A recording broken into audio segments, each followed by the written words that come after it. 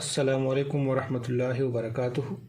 उम्मीद है स्टूडेंट्स आप सब खैर से होंगे और स्टैटिस्टिक्स की इन लेक्चर्स को आप एंजॉय कर रहे होंगे। स्टूडेंट्स आज है यूनिट नंबर 2 में लेक्चर नंबर 5 और आज के इस लेक्चर में हम probability distribution of a continuous random variable और प्रोबेबिलिटी डेंसिटी फंक्शन को एक्सप्लेन करेंगे। ठीक है कि probability distribution of a continuous random variable क्या है और प्रोबेबिलिटी डेंसिटी फंक्शन क्या है। आज के इस लेक्चर में हम इनको डिस्कस करेंगे, लेकिन इसको डिस्कस करने से पहले अगर आप इस चैनल पर नए हैं तो मेरा रिक्वेस्ट है कि सबसे पहले आप इस चैनल को सब्सक्राइब करें और साथ ही बेल आइकन को प्रेस करें ताकि हर एक नई वीडियो आपको वक्त पर तरतीब से मिलता रहे। अच्छा students, probability distribution of a continuous random variable को डिस्कस करते हैं। All possible values of a continuous random variable plus probabilities. क्या मतलब ये है जो यहाँ पर जो रैंडम वेरिएबल हम ले लेते हैं, ये रैंडम वेरिएबल क्या है, कंटिन्यूस है। तो यहाँ पर हम कंटिन्यूस रैंडम वेरिएबल के पॉसिबल वैल्यूज लेते हैं और इसके साथ उसकी करस्पॉन्डिंग प्रोबेबिलिटीज लेते हैं। तो इसके कम्बिनेशन से जो प्रोबेबिलिटी डिस्ट्रीब्यूशन बन जाता है उसे हम probability distribution of a continuous random variable कहते हैं। लेकिन जिस तरह हम डिस्क्रीट प्रोबेबिलिटी डिस्ट्रीब्यूशन को हम टेबल फॉर्म में प्रेजेंट करते थे, यानी यहाँ पर हम x की वैल्यूज ले लेते थे और उसके साथ उसकी करस्पॉन्डिंग प्रोबेबिलिटीज ले लेते थे। ठीक है, तो इसी तरह हम कंटिन्यूस प्रोबेबिलिटी डिस्ट्रीब्यूशन को टेबल फॉर्म में प्रेजेंट नहीं कर सकते। ठीक है, तो इसको हम एक फार्मूला फॉर्म में प्रेजेंट करते हैं और उस फार्मूला फॉर्म को हम प्रोबेबिलिटी डेंसिटी फंक्शन कहते हैं। ठीक है, प्रोबेबिलिटी डेंसिटी फंक्शन यानी जब हम कंटिन्यूस प्रोबेबिलिटी डिस्ट्रीब्यूशन को फार्मूला फॉर्म में प्रेजेंट करते हैं तो उसे हम प्रोबेबिलिटी डेंसिटी फंक्शन कहते हैं, क्योंकि कंटिन्यूस प्रोबेबिलिटी डिस्ट्रीब्यूशन को हम इस तरह टेबुलर फॉर्म में प्रेजेंट नहीं कर सकते। ठीक है, टेबल फॉर्म में प्रेजेंट नहीं कर सकते, तो इसलिए हम इसको फार्मूला फॉर्म में प्रेजेंट करते हैं और उसे हम प्रोबेबिलिटी डेंसिटी फंक्शन कहते हैं, या इसको हम शॉर्टली पीडीएफ भी लिख सकते हैं। PDF mean probability density function, और इसको हम डेंसिटी फंक्शन भी कहते हैं और इसको हम एफ ऑफ एक्स से डिनोट करते हैं। इससे पहले हम डिस्क्रीट प्रोबेबिलिटी डिस्ट्रीब्यूशन को पी ऑफ एक्स से डिनोट करते थे, लेकिन यहाँ पर हम कंटिन्यूस प्रोबेबिलिटी डिस्ट्रीब्यूशन को एफ ऑफ एक्स से डिनोट करते हैं। ठीक है, समझ में आ गई। अच्छा स्टूडेंट्स, अब है properties of probability density function. अब प्रोबेबिलिटी डेंसिटी फंक्शन के दो प्रॉपर्टीज है, आपने इसको याद रखना है। फर्स्ट नंबर प्रॉपर्टी ये है कि जो फंक्शन हम ले लेते हैं ये फंक्शन क्या होगा, या तो 0 होगा या 0 से ग्रेटर होगा। ठीक है, यानी 0 से बिलो नहीं आ सकता। ठीक है, और फंक्शन के लिमिट्स जो होते हैं वो a to b होते हैं। ठीक है, यानी इस तरह जब आप लिमिट्स देखते हैं कहीं पर तो ये इससे ये जाहिर होगा कि हमारे पास क्या है, कंटिन्यूस प्रोबेबिलिटी डिस्ट्रीब्यूशन है। ठीक है, यानी प्रोबेबिलिटी डेंसिटी फंक्शन है। प्रोबेबिलिटी डेंसिटी फंक्शन की पहचान एक ये लिमिट है और दूसरा एफ ऑफ एक्स है। ठीक है, जब भी आप यहीं पर एफ ऑफ एक्स देखें और इस तरह इसके लिमिट्स देखें तो ये हमारे पास क्या होगा, प्रोबेबिलिटी डेंसिटी फंक्शन होगा। और दूसरी प्रॉपर्टी ये है कि हम एक इंटीग्रेशन लेते हैं, उसके लिमिट जनरल लिमिट हमारे पास है -∞ to +∞ into F of X जो फंक्शन हमें दिया गया है एन टू डी एक्स। ठीक है, यानी जो लिमिट्स हमें दी गई है उस लिमिट्स के बिना पर जो फंक्शन हम इंटीग्रेट करते हैं ये टोटल फंक्शन हमारे पास क्या होगा, इक्वल टू 1 होगा। तो ये दो प्रॉपर्टीज आपने जरूर याद रखने हैं। अच्छा स्टूडेंट्स, अब एक एग्जांपल लेते हैं और इस एग्जांपल में प्रोबेबिलिटी डेंसिटी फंक्शन यानी probability distribution of a continuous random variable को समझते हैं कि प्रोबेबिलिटी डेंसिटी फंक्शन क्या होगा और इसके प्रॉपर्टीज को भी इस एग्जांपल में समझते हैं। तो लेट्स सपोज हमारे पास एक x कंटिन्यूस रैंडम वेरिएबल है और इसका फंक्शन हमें दिया गया है और फंक्शन क्या है, F of X is equal to C X और x की लिमिट है 0 to 1। ठीक है, और जब हम इस लिमिट से निकल जाते हैं यानी 0 से बिलो और या 1 से ग्रेटर जाते हैं तो हमारे पास फंक्शन क्या होगा, 0 होगा, इसलिए हम यहाँ पर अदरवाइज लिखते हैं। ठीक है, तो जब भी आप कहीं पर इस तरह के लिमिट्स देखते हैं, ठीक है, और एफ ऑफ एक्स हो तो उस फंक्शन को हम प्रोबेबिलिटी डेंसिटी फंक्शन या पीडीएफ या डेंसिटी फंक्शन या probability distribution of a continuous random variable कहते हैं। ठीक है, अच्छा, अब हमारे पास दो तरह के प्रॉपर्टीज होते हैं। एक प्रॉपर्टी ये है कि F of X greater than or equal to 0।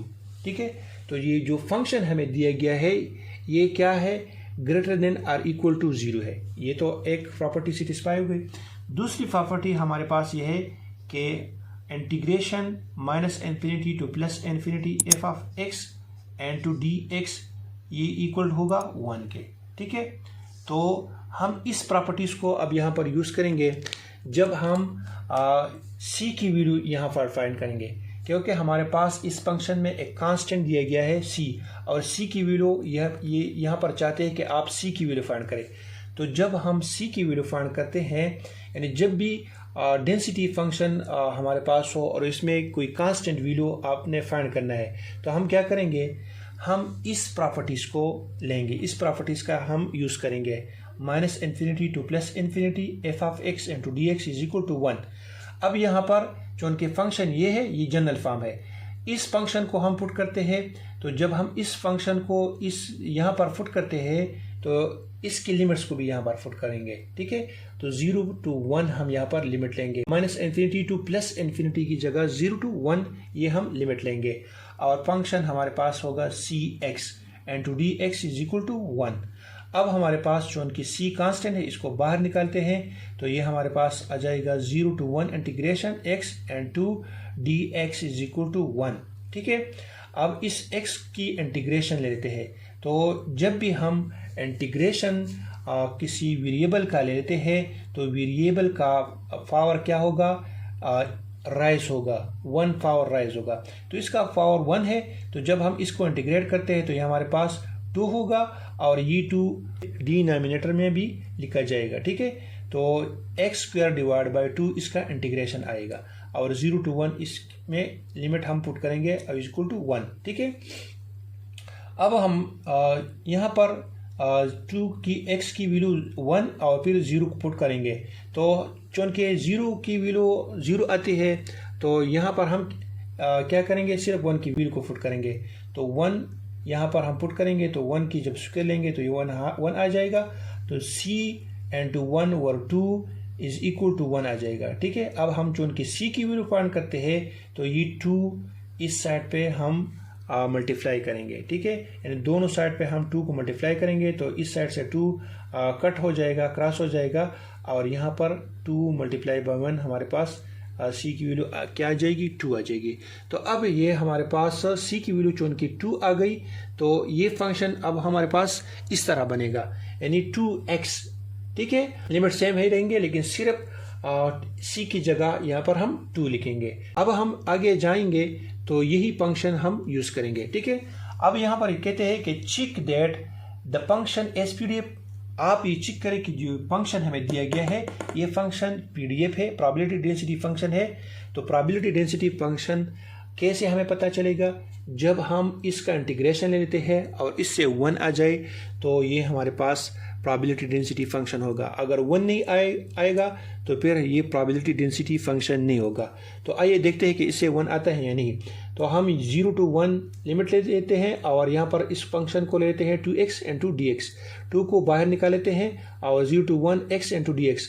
अब x की इंटीग्रेशन हम ले लेते हैं, तो ये हमारे पास x स्क्वायर डिवाइड बाई 2 आ जाएगा, और 0 to 1 इसमें लिमिट फुट करेंगे। ठीक है, 0 की लिमिट जब फुट करेंगे तो हमारे पास 0 आएगी, तो इसलिए हम 0 की लिमिट को नहीं फुट करते, 1 हम यहाँ पर फुट करते हैं।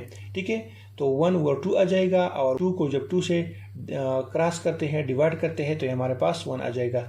तो ये फंक्शन हमारे पास पीडीएफ है, क्योंकि इससे 1 आ गया। ठीक है, अब 3rd नंबर पार्ट है probability of 1 over 2 less than x and to 1 over 2। क्या है, यही फंक्शन है, लेकिन यहाँ पर ये कहते हैं कि इन लिमिट्स को आपने फुट करना है। तो हम 0 to 1 की जगह 1 over 4 and to 1 over 2 put करेंगे, तो ये हमारे पास 1 ओवर 4 एंड टू 1 ओवर 2 होगा, 2x एंड टू dx। ठीक है, 2 को अब बाहर निकालेंगे और इसकी इंटीग्रेशन हम करेंगे, इसको इंटीग्रेट भी करते हैं, तो ये हमारे पास x स्क्वायर डिवाइड बाई 2 आ जाएगा, और 1 ओवर 4 एंड टू 1 ओवर 2 होगा। ठीक है, अब यहाँ पर इस 2 को इस 2 के साथ हम काट देते हैं, क्रॉस करते हैं, तो ये हमारे पास x स्क्वायर आ जाएगा, और 1/4 to 1/2 ये इसके लिमिट्स होंगे। अब यहाँ पर लिमिट्स को पुट करते हैं, फर्स्ट नंबर 1/2 पुट करते हैं और इसकी स्क्वायर ले लेते हैं, ठीक है, और फिर 1/4 पुट करते हैं और इसकी स्क्वायर ले लेते हैं। लेकिन जब भी आप वैल्यूज को पुट करेंगे तो सबसे पहले इस वैल्यू को पुट करेंगे, फिर इसको, और इसके दरमियान माइनस लिखेंगे, ठीक है। अब 1/2 से 1/4 आता है और 1/4 से 1/16 आता है। जब हम इसका एलसीएम ले लेते हैं तो हमारे पास 16 आता है। अब हमने 4 को 4 से मल्टीप्लाई किया तो इस 16 आ गया है, तो इसलिए हम 1 को 4 से मल्टीप्लाई करेंगे, ठीक है। और इस 16 को हमने 1 से मल्टीप्लाई किया है, इससे 16 आया है, तो इसलिए इस 1 को भी 1 से मल्टीप्लाई करेंगे। अब हमारे पास ये 4 - 1 आ जाएगा, 4 से 1 को माइनस करते हैं तो ये हमारे पास 3 आ जाएगा और डिवाइड बाय 16।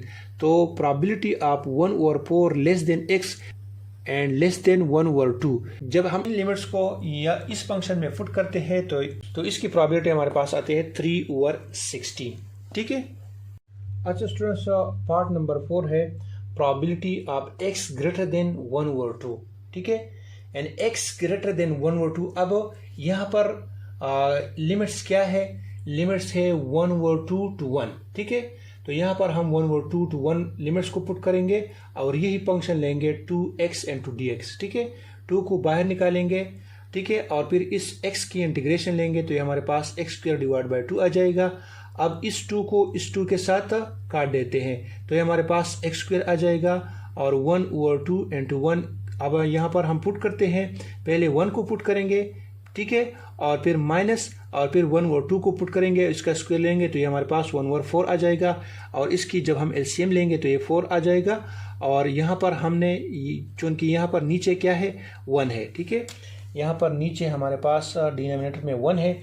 इस 1 को हमने 4 से मल्टीप्लाई किया है तो इस 1 को भी हम 4 से मल्टीप्लाई करेंगे तो हमारे पास 4 आ जाएगा, और इस 4 को हमने 1 से मल्टीप्लाई किया है तो इसलिए हम इस 1 को भी 1 से मल्टीप्लाई करेंगे तो ये हमारे पास 4 - 1 आ जाएगा, और 4 से 1 को माइनस करते हैं तो हमारे पास 3/4 आ जाएगा। इन लिमिट्स को जब हम पुट करते हैं इस फंक्शन के लिए तो ये इसकी प्रोबेबिलिटी हमारे पास 3/4 आती है, ठीक है। नेक्स्ट है 5 number part, probability of x is equal to 1/2।